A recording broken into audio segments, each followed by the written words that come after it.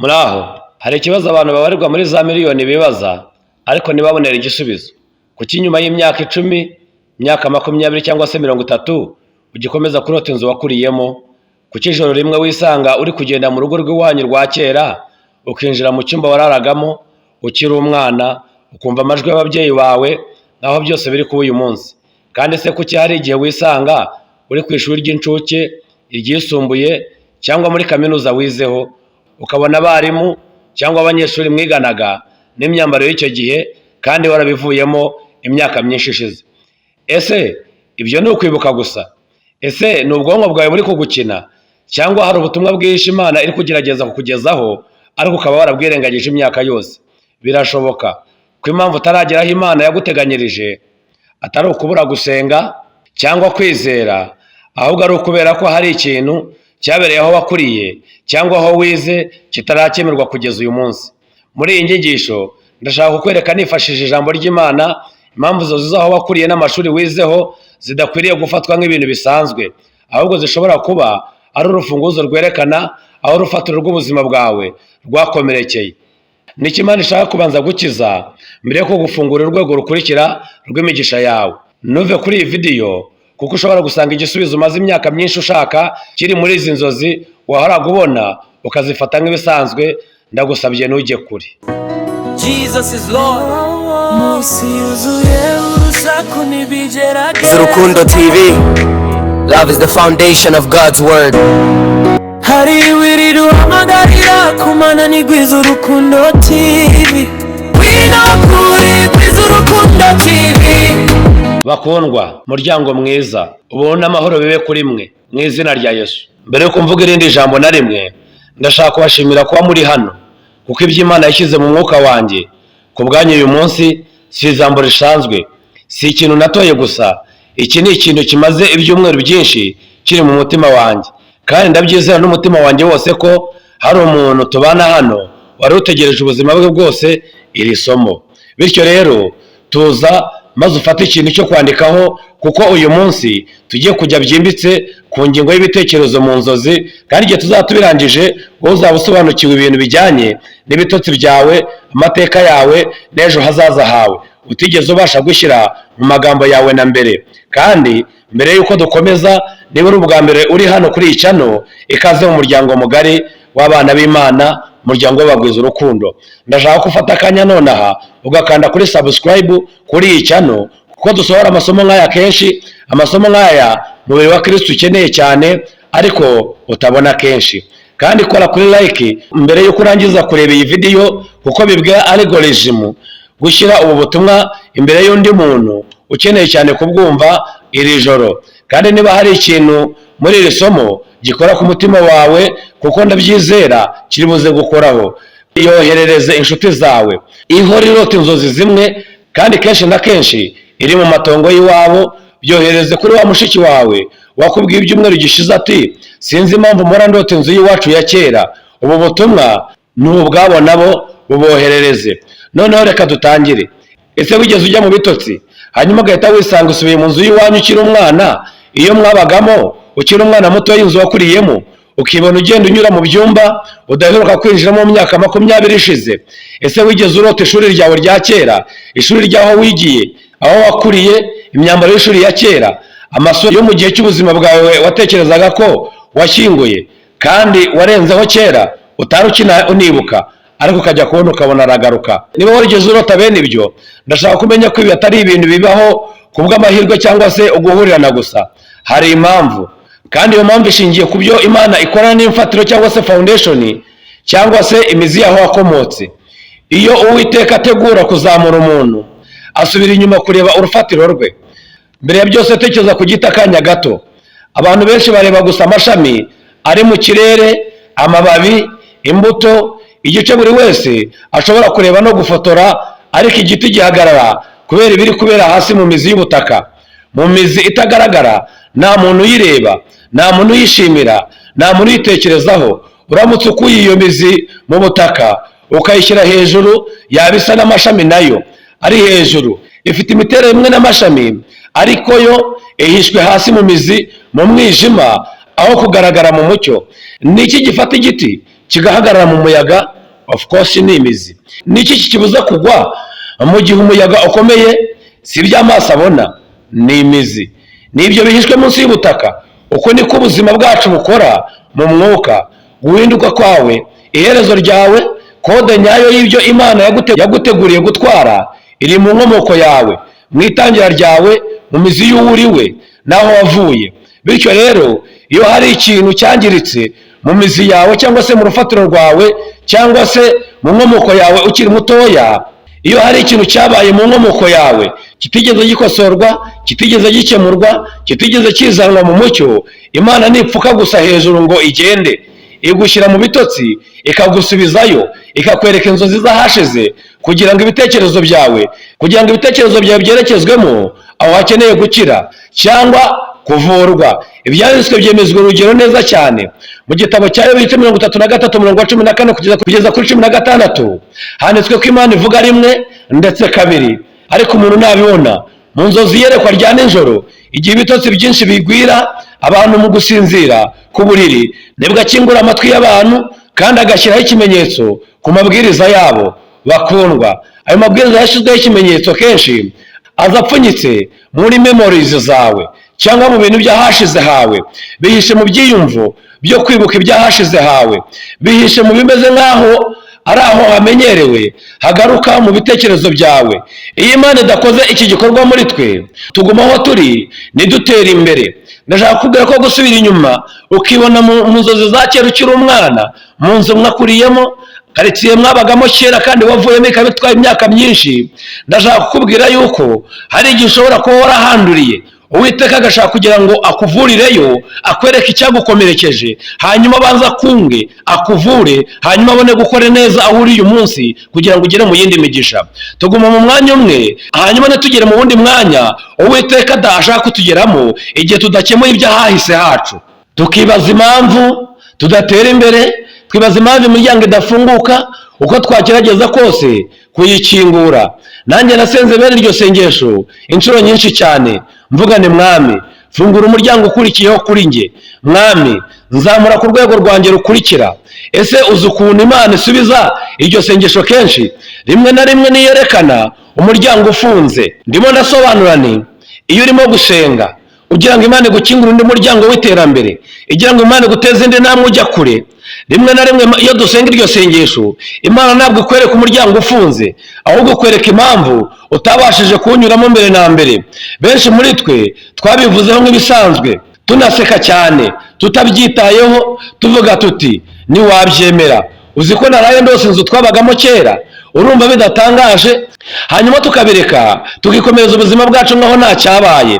Nyamara ko gusubiza iwanyu cyangwa ahawe hashize, Uwiteka arashaka kukwereka aho wakomerekeye, Uwiteka arashaka kukwereka aho byafungiwe kugira ngo bifungurirweyo, hanyuma ubashe kwinjira mu wundi muryango uri imbere yawe. Ariko bakundwa, ese byagenda bite niba izo nzozi atari ukwibuka gusa? Ese byaba ari amabwiriza aturuka ku Mana? Reka turebe inkuru ya Yozefu, kuko ubuzima bwe ni ishusho ya Bibiliya igaragaza neza memories cyangwa se kwibuka bikorana n'inzozi zo mu myaka myinshi yatambutse. Nk'umuhungu muto yarose inzozi, kandi izo nzozi zateye abavandimwe yo kumwanga cyane mu buryo bukomeye cyane, ku buryo bamugurishije mu bucakara mu gihugu cy'amahanga. Imyaka yashize ari myinshi, Yozefu yarazamutse ava mu mwobo wo hasi cyane ajya mu rwego rwo hejuru rw'ingoro y'ubwami y'Abanyegiputa, ava ku minyururu y'uwamuboshye amushinze ibinyoma, ajya ku mwanya wa kabiri ukomeye cyane mu Misiri cyangwa se muri Egiputa, aba ku mwanya ukurikiye umwami. Kandi igihe abavandimwe be bamugeragaho nyuma y'imyaka myinshi, bahagaze imbere ye bahinda umushyitsi, bunamye, badashobora kumenya na gato ko ari Yozefu bagurishije, ntibamenye uwo ari we. Hari ikintu gitangaje cyabereye muri Yozefu. Niyibutse ubugome bwabo mbere ya byose, niyibutse ubuhemu bwabo, niyibutse iminyururu cyangwa gereza imyaka yamwibye, ahubwo yibutse inzozi ze. Fungurana nanjye mu gitabo cy'Itangiriro igice cya 42 guhera guhera ku murongo w'umunani kugeza ku w'icyenda. Ibyanditswe biravuga biti, Yozefu yamenye abavandimwe be, ariko bo ntibamumenya, kandi Yozefu yibutse inzozi yarose kuri bo. Ndashaka ko wicarana n'ibi bintu akanya gato, kuko biroroshye cyane kubisoma ukikomereza, ariko wowe ndashaka kubitindaho kandi ukabitekerezaho. Abavandimwe be ntibashoboye kumumenya kuko yari yarahindutse burundu. Yavugaga urundi rurimi, yambaraga mu buryo butandukanye n'ubwa mbere, yitwaraga nk'ufite ububasha bw'umuyobozi w'umunyamisiri, ariko we yarabamenye. Ako kanya kandi bakigera imbere y'amaso ye yahise abamenya. Akibabona ko nta kintu na kimwe kuri bo cyari cyarahindutse na gato, kandi cyazamutse muri uwo mwanya nyirizina si uburakari cyangwa se memori z'umwobo bamujugunyemo cyangwa kwibuka umwobo bamutayemo. Ntiyibutse ubuhemu bwabo bamugiriye, ahubwo yibutse inzozi yarose akiri umuhungu muto. Imiba y'ingano yunamira umuba we, izuba n'ukwezi n'inyenyeri 11 byunama imbere ye. Izo nzozi zari zaramwetse imyaka myinshi isize neza umwanya abavandimwe bazahagararamo umunsi umwe imbere ye, bose bunamye, bose badatinyuka kumureba mu maso, yubashywe. Ibi birimbitse cyane bakundwa. Memories cyangwa se ibyo yibutse byari inzozi, kandi inzozi noneho zahindutse ukuri, zabaye impamo. Ukuri kwe kwariho kugenda gusohozwa imbere y'amaso ye. Bamwe muri mwe murimo kuri igihe cyanyu mwashyiriweho none, kuko mudashobora kwibuka inzozi zagombaga kubategura muri uyu mwanya nyirizina muri kunyuramo. Inzozi si ishusho gusa ihita irangira mu gitondo, inzozi ni amabwiriza. Ese ushobora kubivugana nanjye aho wicaye hose nonaha uvuga n'ijwi riranguruye, vuga uti inzozi ni amabwiriza aturutse ku Uwiteka? Bishyire muri komenti tugende. Iyo uwo mwanya washyiriweho ugeze mu buzima bwawe, ugomba gutuma hari ikintu kibyuka muri wowe. Memories, ukibuka cyangwa se ukwibuka bikazamuka bikava ahantu hahishwe cyane, ivuga iti niyo mpamvu narose ibi, uku niko ngomba kuyobora ibiri imbere yanjye nonaha. Ariko ibi ntibibaho gusa kubera ko tubivuze mu isengesho rimwe hanyuma tukikomereza. Bibaho kubera ko dukora ibyo Imana yamaze kutwereka. Yozefu yari afite amahitamo nyakuri. Igihe yahagararaga imbere y'abavandimwe be uwo munsi, yashoboraga gukora ashingiye ku byo yabonye muri izo nzozi za kera, agatanga imbabazi, cyangwa yashoboraga guhitamo kwihorera aho kubikora, kandi nta muntu wari kumucira urubanza. Benshi muri twe dusengera ikibazo hanyuma tugatekereza gusa ko ibintu byose bizikora ubwabyo, nta kundi kumvira dusabwa. Ariko iyo Imana yaguhaye inzozi, ibiguhaye amabwiriza, kandi amabwiriza ahora asaba ko habaho igikorwa ku ruhande rwacu cyo kuyumva, kuyumvira no kuyubaha. Noneho rero hano hari ikindi kintu cyimbitse, ikintu ushaka ko wakira witonze. Imana nitanga gusa inzozi z'ubuhanuzi zerekeza ku hazaza, rimwe na rimwe izana memories cyangwa inzibutso nzima mu buryo butaziguye, ikazizana mu nzozi, ijambo ku rindi, igice ku kindi, neza nk'uko byabaye. Birashoboka ko ukiri umwana wabonye ikintu kibabaje cyane mu rugo rw'iwanyu bwite bikakubabaza. Birashoboka ko ababyeyi bawe barwanaga mu buryo bukomeye hanyuma nawe ugakomereka. Birashoboka ko hari igice cy'umuryango wawe cyakomerekeje umutima wawe muto mu buryo utigeze ubona cyangwa se ubona n'amagambo yo kubivuga. Kandi nubwo hashize imyaka myinshi, ukaba warakuze, warashatse, ufite urugo rwiza, warateye imbere, ukisanga usinze ijoro rimwe na rimwe, kandi mu buryo butunguranye ukibona wagarutse muri ya nzu mwabagamo kera, muri cya cyumba wabagamo, ugasubiramo neza icyo gihe nyirizina, n'amajwi y'icyo gihe yose ukayumva, n'ubwoba bw'icyo gihe bukagaruka. Imana yemera ibyo byose atari ukukubabaza mukundwa, ahubwo kuko izo memories cyangwa ibyo bitekerezo bikiri amabwiriza afunguye. Irakwereka ko ibyo bigomba kuzanwa ku birenge by'umusaraba, nabyo bikakurwaho. Warakomeretse, Imana ashaka kukuvura, kubera ko gukomereka kwawe bikakubuza gutera intambwe ikugeza ku kindi kintu. Hanyuma Imana ikakugarura ya za nzozi zawe za kera, muri rwa rugo rwanyu rwa kera, mukiri abakene, mukibura icyo murya, mbega ibyo byabereye aho ngaho bikagukomeretsa. Hanyuma Imana ashaka kukugarurira ngo bizane mu birenge by'umusaraba, hanyuma ikuvure, ibone kukugeza mu rundi rwego rw'ubuzima.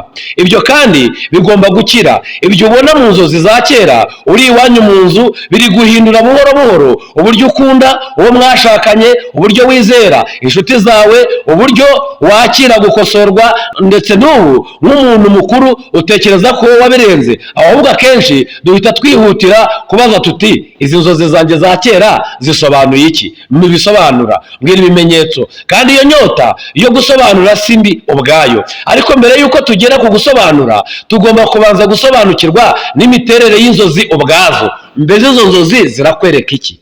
Zirakwereka ubukene, ubwo bukene bwaragukomerekeje. Ziraguhereka umubabaro, uwo mubabaro waragukomerekeje. Zirakwereka agahinda, agahinda karagukomerekeje. Zirakwereka ishuri, ishuri ryaragukomerekeje. Mbese zirakwereka iki? Ziravuga iki? Ni iki kigomba kubanza gukemurwa aho ngaho kugira ngo ubundi tujye ku bisobanuro by'izo nzozi? Inzozi zibaho mbere na mbere kugira ngo zerekane icyerekezo cy'ubuzima bwawe, mbega zikuyobore. Hari impande ebyiri zibanga, kandi ashaka kumurikira neza kuko aha niho birushaho gushimisha cyane. Rimwe na rimwe igice cyo mu gihe cyawe cyahashize kigaragara mu nzozi cyuzuye neza nk'uko cyabaye, ngo zikwereke aho wakomerekeye kugira ngo havure. Kandi ikindi gihe ibyo wabonye mu nzozi ukabibona mu buzima bwawe neza, uri maso udasinziriye. Ni ukuvuga ngo ibyo wari wararose kera noneho ukongera ukabibona, ariko noneho udasinziriye, maze mu buryo butunguranye ukabyibuka, maze ukavuga uti ibi nibyo neza narose, naha twari turi neza, iki kiganiro nicyo narose neza, nuku nabyumvaga. Intego yo kurota ni ukwibutsa. Imana irimo irakwibutsa, irimo irakwereka yuko hari ahantu yari yarateguye kukugeza kandi kugejeje. Kandi intego yo kwibuka ubwayo ni uburyo bwo kurota. Buri nshuro yose ubwenge bwawe busubiye mu kwibuka, uba urota unyura nanone muri ya koridoru, ukibona wicaye nanone kuri ya meza ya kera, ukumva nanone rya jwi rya kera watekerezaga ko wari waribagiwe burundu. Ibi nibyo neza bituma umwanzi akora adacogora kugira ngo ahindure urujijo mu kwibuka kwacu, kuko niba udashobora kwibuka neza ibyakubayeho, ntushobora kumenya icyo bisaba ngo utunganye ibyangiritse muri wowe. Nta muganga uri ku isi ushobora kuvura igikomere atigeze abona, nta mujyanama, nta muhanuzi, nta mupasiteri, oya nta mwizera ufite impano z'umwuka zo guhishura cyane ashobora kuguha neza umuti ukwiye ku kuvunika kwawe kandi atigeze yemerewe kubona ibyawe. Ibi nibyo neza bituma ubushishozi nyakuri bwa gihanuzi bugira agaciro gakomeye, bukaba bukeya kandi bukaba bukenewe cyane mu mubiri wa Kristo uyu munsi. Ndimo ndavuga nti nta muganga ushaka kuvura igikomere atabonye, nta muhanuzi ushaka kugira inama y'ibintu ateretswe, nta mwizera ushobora kuba ufite umwuka urondora atakubwira ikintu atarondoye. Niyo mpamvu Imana igusubiza inyuma ahawe hashize ikabikwiyerekera kugira ngo uzubikemure none. Ndibuka umugore nagize amahirwe yo gufasha, umubyeyi wari impumyi kuva akiri umwana, yicaye imbere yanjye n'abakobwa be babiri ndetse n'umuhungu we. Hari icyo Uwiteka yanyeretse mbere y'uko avuga ijambo na rimwe. Yanyeretse umuvumo nyirizina wari waravuzwe ku muryango we. Mbere y'uko avuka nabwiwe izina ry'umugabo we. Muri ako kanya naramubajije ni mu buryo butaziguye ni ese umugabo niwe wakoraga ku mpapuro z'umuryango wawe mu nkambi y'impunzi? Kandi nigeze agaruka igihe ajyaga mu kazi yagiye. None hashize iyo myaka yose mutandukanye. Yatangiye kurira maze aravuga ati yego, hari hashize imyaka irenga 10 ataramubona. Hanyuma Uwiteka yerekeje ibitekerezo byanjye ku mukobwa we wari uhagaze iruhande rwe. Abana babiri, base babiri batandukanye, kandi abivuze nabyo mu bwitonzi ariko mu kuri, kuko Uwiteka yari gukuraho buhoro buhoro ibice by'ibintu bihishe muri uwo muryango kandi byamugumishije inyuma. Kandi uko nakomezaga gufasha uwo mugore, numvise mu mwuka wanjye hari ikintu hafi yanjye, numva amagambo agira ati bafashe ubwenge bwa Emmanuel. Nabajije uwo Emmanuel wari we, kuko sinari narigeze numva iryo zina mbere y'uko nza muri uwo mwanya, maze biza kugaragara ko ari umuhungu we wari uhagaze acecetse, ahagaze inyuma y'uwo mubyeyi, arimo kubabazwa n'ihungabana rikomeye ryo mu mutwe rifitanye isano n'ibyemezo yari yarafashe mu ibanga. Inshuti yanjye, ibi nibyo bisobanura kugendera mu mpano nyakuri ya gihanuzi. Umuhanuzi nyakuri aba mu mimerere ihoraho yo kurota mu mwuka no kubona mu mwuka, niyo yaba ari maso rwose, ndetse no hagati mu kiganiro ashobora kugira gutya akabona. Ashobora kwinjira mu mwuka w'Imana mu bintu bitagaragara mu isi isanzwe, ibintu byabaye mu myaka ishize, ibyemezo byafatiwe mu byumba by'ibanga, amagambo yavuze ku muntu mbere y'uko anafata umwuka wa mbere cyangwa ahumeka umwuka wa mbere w'ubuzima bwe, ariko kuri njye mu mwuka nkabibona, bikomeza kuba nyakuri rwose, kuko ku Mana ntibyigeze bihagarara kuba nyakuri. Ariko kuri wowe mukundwa, niba isano iri hagati yo kwibuka kwawe n'ubuzima bwawe bw'inzozi yaraciwe, utakibuka, utakirota, hari ikibazo. Yarahagaritswe, yaravangiwe n'imyaka y'ihungabana n'agahinda n'akazi kenshi, byinshi bikaza ku buzima bwawe ntiwibuke, hari ikibazo ugomba kwitaho. Utakaza uburenganzira kuri iyo si imwe yihishurirwa Imana yagambiriye kuri buri umwe mu bana bayo yuko bagomba guhishurirwa. Ntabwo ari gusa kuri twe, kuko twahamagariwe by'umwihariko ku murimo wa gihanuzi. Wibuke Yakobo ahungisha ubugingo bwe, ahunga mukuru we Esawu. Yari wenyine mu butayu, nta kintu na kimwe yari afite, nta kintu uretse ibuye ryo kwisegura ku mutwe. Yari asinziriye muri iyo mimerere y'ihungabana n'ubwoba, maze abona urwego rugera mu ijuru, maze abamarayika b'Imana bazamuka bakanamunukira kuri urwo rwego ubudahwema.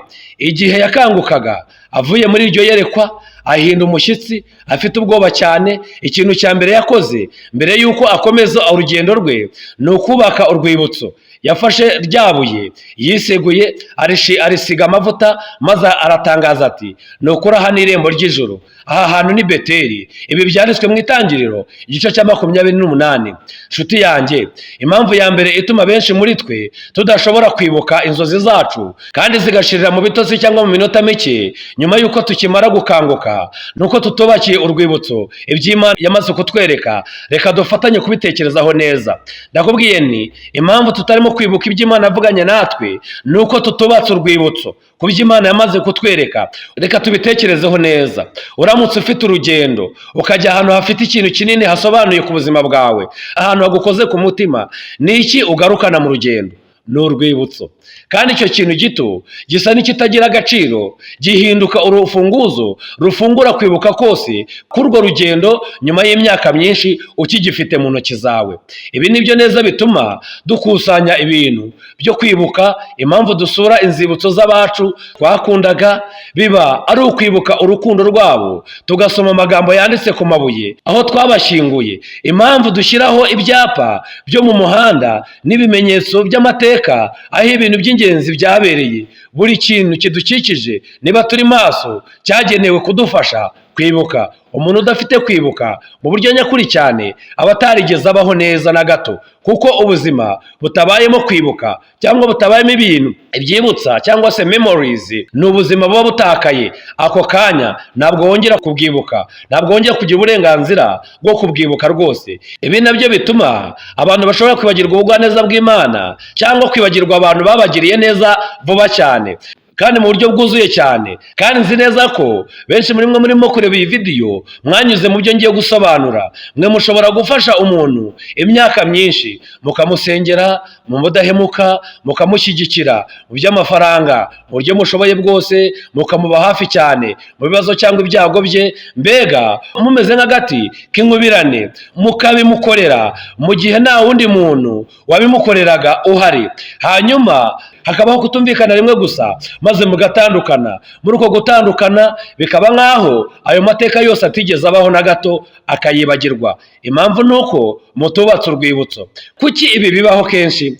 Kubera ko bo batigeze bubaka urwibutso ku byo baba bakoreye. Bashobora kuba barabyishimiye by'ukuri muri uwo mwanya byabereyemo, bashobora no kuba baravuze bati murakoze, bafite amarira mu maso yabo, ariko gushimira kutagira urwibutso bishira vuba kurusha uko twigeze tubitekereza. Bityo umunsi wo gutandukana uhinduka urwibutso rukumbi bagomana mu gihe kiri imbere. Icyo kintu kimwe bakomeza gufata cyane bagasubiramo kenshi mu bitekerezo byabo ni itandukana ryanyu, ni ikosa ryabayeho. Kubera iki? Kuko ibihe byanyu byiza bitubakiwe urwibutso. Niba ushobora gushyira imyaka myinshi y'ubugwaneza buhoraho ku ruhande rumwe rw'igipimo cyangwa se ku munzani, n'icyaha kimwe kibabaza ku rundi ruhande rw'umunzani, ubugwaneza bwarurusha kure uburemere icyo cyaha cyabaye. Ariko kubera ko ubwo bugwaneza bwo bitubakiye urwibutso buribagirwa, hanyuma ugakomeza kureba uburemere bw'icyaha cyakozwe gusa. Ariko kubera ko hatabayeho urwibutso rwubatse kandi rugakomezwa, abantu bibuka igikorwa cyabaye nyuma aricyo cyaha cyangwa ubuhemu. Bityo rero igipimo ntigihwana mu bitekerezo by'uwababajwe n'umuntu yafashije. Ni naho bihera imbabazi zo kumubabarira zibura. kubera ko kudashimira ko imizi yabyo ari ukunanirwa kwibuka. Nta kindi kirenzeho kandi nta kindi kiri munsi yacyo. Urwibutso nyakuri ntiruvuga gusa ngo yamaye iki cyangwa yankoreye igihe kimwe. Urwibutso nyakuri rwubahisha impinduka umuntu yazanye mu buzima bwawe. Wari mu mireke mbere y'uko ubwo bugwaneza bukugeraho, warinde mbere y'uko uwo muntu aza. Ibi nibyo bituma Yesu atashaka ko twibuka gusa uko yadupfiriye, yashakaga ko twibuka uburemere bwose bukomeye bw'icyo urwo rupfu rwe rwatwaye cyangwa rwari rusobanuye ku buzima bwe n'uburyo rwamuhenze. Reka tubisobanure neza. Yashakaga ko twibuka umubiri we, uburyo watanyaguwe, amaraso ye, uburyo yamenetse kubera wowe nanjye. Kwibuka uburyo imva yagerageje cyane kumufata cyangwa se kumugumana ariko ikananirwa burundu. Muri Luka 22:19 igihe yamanyuraga imitsima muri rya joro rya nyuma hamwe n'abigishwa be, yaravuze ati, uyu ni umubiri wanjye ubatangiwe, mujye mukora mutya kugira ngo munyibuke. Yahaye abigishwa be urwibutso mbere y'uko bagera ku gikorwa nyirizina cyo kwibuka aricyo musaraba, kugira ngo nyuma nibamureba ababazwa mu buryo bugomba gusenya kwizera kwabo burundu, urwibutso yari yamaze gushyira imbere yabo cyangwa se urwibutso yari yamaze gushyira muri bo ruzahaguruke ruvuge ruti, ibi nibyo neza yatubwiye ko bizabaho. Wakumvisha akamaro k'urwibutso? Ni ukugira ngo igihe ikigusenya umutima kije, urwibutso ruzakubwire ngo ibi nibyo byagombaga kubaho, cyangwa urwibutso rukubwire ngo ibi bibi birutwa n'ibyiza yakoze, ukomeze kumufata nka mwene so. Kandi ibi nibyo neza bisobanutse kuri twe mukundwa. Rimwe na rimwe Imana itera kwibuka imbere muri wowe mbere y'uko ukigeragezo kigera ku muryango wawe, kugira ngo igihe uzakinyuramo ntuzanyeganyezwe mu rufatiro rwawe, kuko imbere muri wowe usanzwe uzi neza ukuri kw'ibyo Uwiteka yavuze mu byerekeye ubuzima bwawe. Mbere y'uko tujyana imbere muri iyi nyigisho, ndashaka guhagarara akanya gato. Niba ubutumwa buri gufungura ikintu mu mwuka wawe, nonaha ndashaka kugutumira kujyana natwe mu rugendo rwo gusenga. Ni buri wa mbere 5:45 za nijoro, na buri wa kabiri ku manywa 6:00 zuzuye, na buri wa kabiri nanone 5:45 za nijoro ku masaha y'i Kigali mu Rwanda. Noneho reka dukomeze, kuko kurangara ari kimwe mu byangiza bikomeye byo kwibuka bibaho muri iki gihe.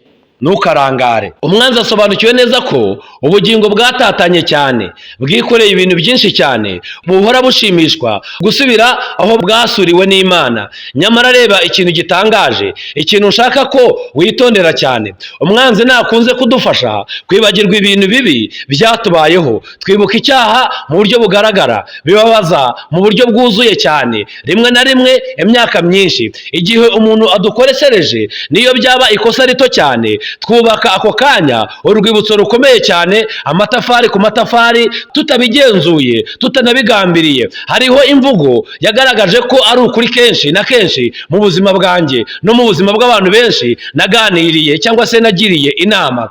Niba umuntu akweretse uwo ari we by'ukuri, umwemere ubwa mbere, ntujye impaka n'ibimenyetso biri imbere yawe. Mbega umuntu niba akweretse ububi bwe, bwa mbere mwemere, ntujye impaka n'ibimenyetso biri imbere yawe. Turihuta cyane, hafi nk'aho ari mu buryo bw'umwuka, tukubaka inkuru zose zishingiye ku bibi twakorewe, rimwe na rimwe tunakurura abandi bantu mu mubabaro wacu, batari no mu nkuru ya mbere yacu, batazi n'ibyatubayeho, kugeza igihe abantu batigeze babona n'ikintu na kimwe ku nkuru y'ibibi twakorewe, batangira gusubiramo ibyatubayeho nk'aho byababayeho ubwabo. Hanyuma nyuma y'igihe, rimwe na rimwe nyuma y'imyaka myinshi, igihe umukungugu utuje kandi izo mvururu zituje, bamwe muri abo bantu baragaruka bakatubwira bati, sinzi impamvu numvaga narakwanze cyane kandi unageze nkumenyana mbere. Bati nge nasubiragamo gusa ibyo numvise bivuye ku bandi, mukundwa cyangwa se inshuti yanjye. Ibi ni uburyo umwanzi ashobora gukoresha agutera urwibutso rw'ibinyoma mu bitekerezo by'umuntu, kuko iyo amaze gushyira ibyo yifashisha mu bitekerezo byawe, abona urugero runaka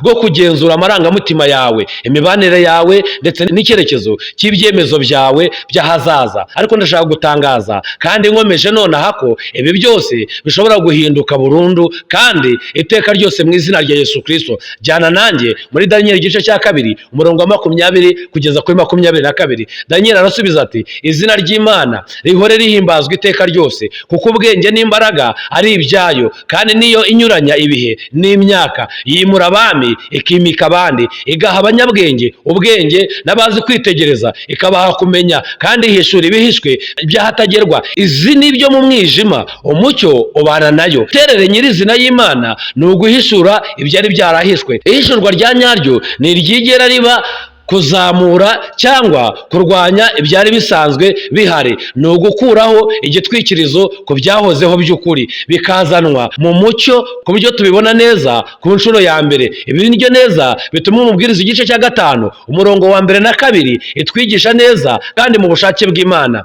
Ntukihutire kubumbura akanwa kawe, kandi ntugakundire umutima wawe kugira ishyushyu ryo kugira icyo uvugira imbere y'Imana, kuko Imana iri mu ijuru nawe ukaba mu isi. Nuko rero amagambo yawe ajya aba make. Hanyuma haza interuro itangaje isa n'iyihishe hafi y'abantu benshi batajya bayibona. Benshi barayisoma bagahita bayirengagiza. Inzozi zizanwa n'imiruho myinshi, kandi ijwi ry'ubupfapfa rimenyekanira mu magambo menshi. Nshuti, inzozi ziza binyuze mu mirimo myinshi, binyuze mu bintu byinshi amaboko yacu n'imitima yacu byanyuzemo umunsi ku munsi. Ariko amagambo arenze urugero, kuganira buri gihe, kuvuga amagambo menshi no gusobanura byinshi kandi bidakenewe bisenya urwibutso. Uko igihe kigenda, urwo rwibutso rugenda rusenyuka buhoro buhoro, kuko uko turushaho kuvuga ku kintu niko dutangira kongeraho utuntu duto tutari two, tutanazi ko turimo kubikora. Dushyira ibitekerezo byacu hejuru y'iby'Imana yavuze imbere muri twebwe. Yesu yaratuburiye kuri bene iyi miterere muri Matayo igice cya 6 ko abanyamahanga batekereza ko bazumvwa n'Imana kubera gusubiramo amagambo menshi. Amagambo yacu, kwibuka kwacu n'inzozi zacu byose bifatana mu buryo bukomeye, tudakunze guhagarara ngo tubitekerezeyo. Iyo tuvuga cyane kandi kenshi ku bintu byera, tugenda dutandukana n'iby'Imana yavuze by'ukuri kuri twe, tukagenda tujya mu byo umubiri wacu utekereza ko ari byo yavuze, kandi buhoro buhoro ku buryo tutabimenya dutandukana burundu n'isoko ry'umwimerere ry'ijambo ry'Imana. Reka twongere turebe ubuzima bwa Yozefu, kuko inkuru ye yerekana iri hame mu buryo bwiza kandi bwuzuye cyane. Mwitangira igice cya 40, umutware w'abahereza ba vino ba Farawo n'umutetsi we mukuru bombi bakoze icyaha ku mwami mu buryo runaka, maze bajugunywa hamwe muri gereza imwe niyo Yozefu nawe yari afungiwemo arengana. Mu ijoro rimwe gusa buri mugabo yarose inzozi ze zihariye. Mu gitondo Yozefu yabonye umubabaro ukabije ku maso y'abo bagabo bombi, maze ababaza mu buryo butaziguye impamvu basa n'abahangayitse cyane. Bamubwiye ko nta muntu uhari wo kubasobanurira inzozi zabo aho hantu bari bari. Yozefu asubiza yicishije bugufi cyane ati, mbese gusobanura si ukw'Imana? Nimumbwire izo nzozi zanyu ndabinginze. Umutware w'abahereza ba vino yasobanuye inzozi ze ati, umuzabibu wari uhagaze imbere yanjye ufite amashami 3 asa n'apfunitse uburabyo, amaseri yawo arahisha igikombe cya Farawo. Nari ngifite mu ntoki, nenda iyo mizabibu nyikamira muri icyo gikombe nyihereza Farawo. Yozefu yamubwiye neza ko ayo mashami 3 ahagarariye iminsi 3. Nyuma y'iyo minsi 3 Farawo azamugarura ku mwanya we wa mbere nk'umuhereza wa vino mukuru. Ubyitondere neza cyane, kuko biroroshye ko byagucika ugasoma bwa mbere ugahita wigendera. Umuhereza wa vino ntiyarotaga ikintu cyose cyari kidasanzwe cyangwa kidasanzwe ku buzima bwe bwite. Yarotaga ibintu yari yarabayemo, yarotaga ibintu yari yaranyuzemo, yarotaga ibintu yari yarakoze kandi inshuro ibihumbi. Yarotaga urwibutso rw'umurimo we umenyerewe, uruhare rwe mu ngoro yo kwa Farawo, intoki ze akamura imizabibu yari yarakamuye inshuro ibihumbi mu myaka ye yatambutse y'umurimo w'ubudahemuka bwe. Inzozi zamwereka gusa ko uruhare rwe cyangwa se umurimo we umenyerewe wari ugiye kugaruka rwose kuri we, uje binyuze mu muryango utandukanye gato n'uwo yashoboraga gutekereza nyuma y'igihe yamaze muri gereza. Ariko umuvuzi w'imitsima yarose ikintu gitandukanye rwose. Mu mimerere yarose yikoreye ibiseke 3 by'inyama zitetse ku mutwe we. gusa ibisiga biramanuka birya ibiri mu gitebo yikoreye, birya za nyama. Yozefu yamubwiye neza kandi atoroheje ubutumwa ko mu minsi 3 azicwa kandi ibisiga bikarya umubiri we. Ibyanditswe bitwigisha hose mu masezerano yombi ko umutsima ugereranywa n'umubiri, kandi umutsima umanyaguwe uribwa ushobora kugereranywa n'imibabaro, agahinda cyangwa se n'urupfu, mu gihe vino igereranywa n'amaraso kandi ikagereranya ubuzima. Inzozi z'abo bagabo bombi muri iryo joro rimwe zari zishingiye cyane ku rwibutso rwabo bwite, ku byo babayemo cyangwa bakoze, ku bintu amaboko yabo bwite yakoraga buri munsi wose w'ubuzima bwabo bw'akazi. Nyamara izo nzibutso zimenyerewe rwose zabaye umuryango nyawo wanyuzwemo n'amabwiriza y'ubuhanuzi ajyanye n'ejo hazaza habo ahabwa buri wese muri bo. Urimo urabona ko kurota iwanyu cyangwa se mu matongo y'iwanyu, kurota aho mwabaye atari gusa ibyashize, hari igihe Imana ibikwereka n'ibiri imbere nk'uko byabaye kuri bano bagabo. Reka dukomeze. Nyuma y'uko Yozefu asobanuye neza izo nzozi zombi mu buryo bwuzuye, yasabye umuhereza wa vino ikintu kimwe cyoroshye kandi gicishije bugufi mu gusubiza. Yaramubwiye ati, igihe uzabugarure mu mwanya wawe wa mbere, nyamuneka uzanyibuke, uzamvuge imbere ya Farawo. Ntuzibagirwe ko nyiri hano muri iyi gereza. Kandi icyabaye mu minsi yakurikiyeho, umuhereza wa vino yagaruwe mu mwanya we neza nk'uko Yozefu yari yabivuze, asubira mu bwiza bw'ingoro afite icyizere, maze ahita yibagirwa Yozefu burundu, nk'aho ikiganiro cyabo cyose muri gereza kitigeze kibaho. Byatwaye imyaka 2 yose, noneho habaho izindi nzozi ziteye ikibazo, ubu noneho zihangayikishije Farawo hagati mu ijoro, kugira ngo urwibutso rw'umuhereza wa vino kuri Yozefu rugaruke mu bitekerezo bye. Inshuti yanjye, ibi byonyine birivugira ku buryo bwimbitse, kandi ndashaka ko mubifata ku giti cyanyu niba bijyanye n'ubuzima bwanyu nonaha. Kenshi abantu twafashije cyane ntibadutekereza iyo bamaze kurenga ibibazo byabo, kuko batigeze bubaka urwibutso ku buzima bwabo, ntibanamenya uko ejo hazaza habo hose hari hafitanye isano ikomeye n'uwo muntu wabafashije mu nzira zabo zari zibagoye. Ntibashoboye kubona kandi wenda na n'ubu ntibashobora kubona urukurikirane rw'ibyatewe n'uko hatabayeho Yozefu muri iyo gereza wo gusobanura neza ibyari bigiye kuza ku gihugu cya Egiputa cyose n'uturere tugikikije twari gusenyuka burundu bitewe n'inzara. Ndashaka gushishikariza buri umwe muri mwe uri kureba ubu butumwa nonaha gusuzuma mu kuri icyateye inzozi zanyu nijoro. Kuki hari impungenge zihoraho zireba imbere muri mwe? Igihe umutwe wanyu ugeze ku musego, kuki urujijo rusa n'urubakurikirana mu buryo buhoraho mu bitotsi byanyu, ijoro ku rindi, icyumweru ku kindi? Buri gihe hari impamvu iri inyuma yabyo. Nshuti bakundwa, reka nsobanuriraho gatoya. Hari igihe amabwiriza yanyu y'ejo hazaza aba ahishwe mu byiyumviro cyangwa mu nzozi zawe zikagaragaza iby'ahahise, hanyuma wakemura iby'ahahise ukabona iby'ahazaza. Ni ukubera iki izi nzozi zikomeza kugaruka mu mayerekwa yawe ya nijoro? Ukisanga usubiye mu matongo y'iwanyu, ukisanga usubiye mu mashuri wizemo, ukisanga ahandi muri cya cyaro wari utuye niho urimo kugaruka. Rero icyo gihe cyose usanga hari igihe bihishe ejo hawe hazaza. Banza urebe icyo havuga, hanyuma ukemure icy'ejo hazaza hawe. Kandi amabwiriza yanyu y'ejo hazaza akenshi ahishwa kandi agahishwa imbere mu nzibutso no mu nzozi icyarimwe, birakorana nk'ubutumwa bumwe buhuriweho buvuye mu ijuru. Ndatekereza ku nkuru y'umuturanyi wicishije bugufi, umugore usanzwe utagaragara mu buryo bwose bw'isi, wigeze kubwira ababyeyi b'umuhungu muto ko umuhungu wabo azaba papa wa Kiliziya Gatolika yose umunsi umwe. Icyo gihe kumva ayo magambo byagombaga gusa n'ibisekeje cyane, biturutse ku muntu ugaragara nk'udafite akamaro mu isi isanzwe. Ariko imyaka ishize ari myinshi, igihe icyo kintu cyabagaho neza nk'uko yari yarabivuze, uwo muryango wibutse amagambo ye neza cyane. Ubu nibwo buryo buhoraho Imana ikoramo mu mateka, akenshi ivugira mu majwi atateganyijwe, amajwi isi ireba itigeze itekereza ko yatwara uburemere bw'ubuhanuzi bukomeye cyangwa agaciro gakomeye gatyo. Rimwe na rimwe abantu baba bari hafi yo guhamagara,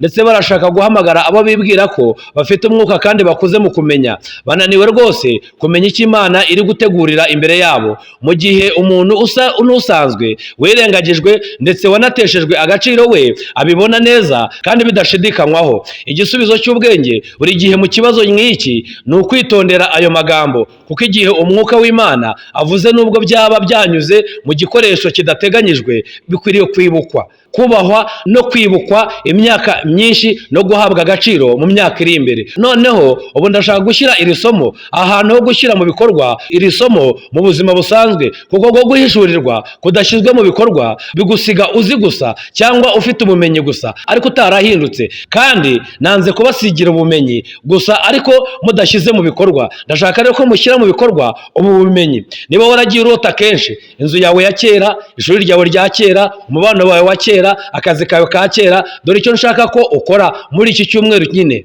Mbere na mbere nshuti yanjye, tangira kwibuka igitabo cyangwa ikayi y'inzozi. Ndimo ndavuga ikayi uzajya wandikamo inzozi, uzajya wandikamo ibyo ubonye iruhande rw'igitanda cyawe igihe ubyutse, mbere yuko ureba muri telefone yawe, mbere yuko ubwira ijambo na rimwe umuntu uwo ari we wese, nyuma yo gusenga no kuvugana nijoro. Andika buri kintu wibuka, buri gisobanuro, buri maso, buri hantu, ndetse n'ibice bisa naho nta busobanuro bifite na busa, byandike byose, ubyanditswe. Ibyanditswe ubwabyo biduha urugero rw'iyi myitwarire. Umuhanuzi Habakuki yabwiwe muri Habakuki igice cya 2 ati, andika ibyerekanywe maze ubigaragaze ku mbaho, kugira ngo ubisoma abyihutire cyangwa se ashobore kwibuka. Niba Imana yarategetse abahanuzi kwandika ibyo babonye, mbese ni kangahe dukwiye kurushaho gukora kimwe mu byo itwereka mu ituze ry'ijoro dusinziriye? Mbega ibyo twebwe tubwiye dusinziriye dukwiye kubikora kurushaho. Icya kabiri, bakundwa,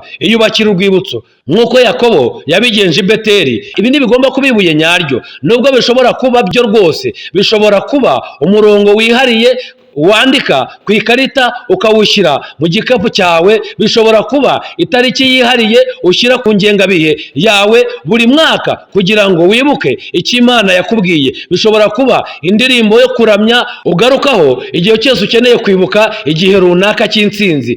Icy'ingenzi ni iki: ntukemere ko ibyo Imana ikwereka bihita bishyira igihe izuba rirashe. Bishyire mu musingi cyangwa mu rufatiro, ubihe izina, ubigarukeho ubigambiriye. Icya gatatu, bakundwa, mbere y'uko ubwira abantu inzozi zawe, kandi abantu batandukanye, wenda abantu 10 batandukanye, jya ubanza kuzijyana ku Mwami mu isengesho rituje. Umubaze mu buryo butaziguye uti, niki uri kuntegeka gukora Mwami? Niki uri kumbwira gukora kuri ibi? Wibuke ibyo twasomye hamwe mu mubwiriza, amagambo yawe abe make. Ugomba kongera isengesho ryawe mbere y'uko wongera ibiganiro byawe. Ibyahishuwe byinshi byabagabanyirijwe imbaraga, byarahinduwe, kandi amaherezo byaratakaye cyangwa se bizanatakara, kuko twihutiye kubwira buri wese ibyo tuzi aho kubanza kujya ku Mana kuyisaba ibisobanuro nuko byashyirwa mu bikorwa. Icya kane, kandi wenda iyi ni intambwe y'ingenzi cyane kurusha izindi zose, igihe ubonye ko inzozi zikwereka igikomere cyo mu gihe cyawe cyashize, umubano wangiritse cyangwa se wasenyutse, igihe cy'umubabaro wawe mu bwana bwawe, igihe cyo guhemukirwa watekerezaga ko washyinguye burundu, ntubyisesengurire gusa mu bwenge bwawe ngo ukomeze umunsi wawe. Bijyane ku musaraba mu buryo bwihariye kandi ubivuge mu izina. Sengera urwo rwibutso nyarwo, saba umwuka wera kwinjira muri icyo cyumba hamwe nawe mu isengesho, nk'uko yinjiye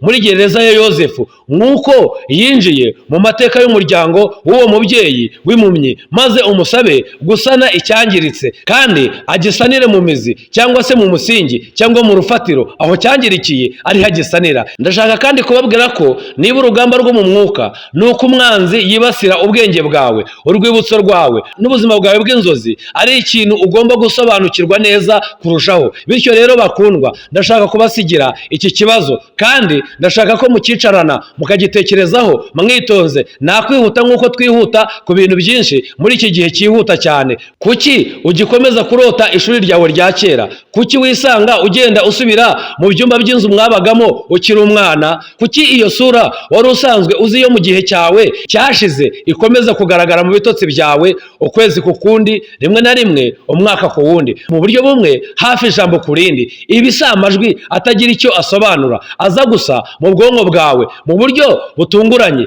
Igihe uruhutse ni ubutumire buva mu ijuru, ubutumire bworoheje ariko buhoraho bwo gusana icyangiritse mu rufatiro rwawe. Kubuka icyo Imana yavuze ku buzima bwawe kera mbere y'uko ugira amagambo cyangwa gukura mu mwuka byo gusobanukirwa uburemere bw'ijwi ryayo no gutera intambwe ujya imbere ufite ubutwari mu buzima bwuzuye bw'ibyo yamaze kuguteganyiriza wowe by'umwihariko. Nta wundi mbere y'uko dusengera hamwe ndashaka kongera kukubaza bwa nyuma niba iyi nyigisho hari icyo yakoze mu mwuka wawe uyu munsi. Nyamuneka kanda kuri subscribe kugira ngo utazigera ubura ibyo tuzasohora ubutaha. Kanda kuri buto ya like nonaha mu gihe bikiri bishya ku mutima wawe, kandi sangiza iyi video nibura umuntu umwe uzi ko ahanganye n'inzozi zisubiramo zimuvangira kandi atabasha gusobanukirwa impamvu yazo. Reka dusengere hamwe noneho. Data, mu izina rya Yesu Kristo,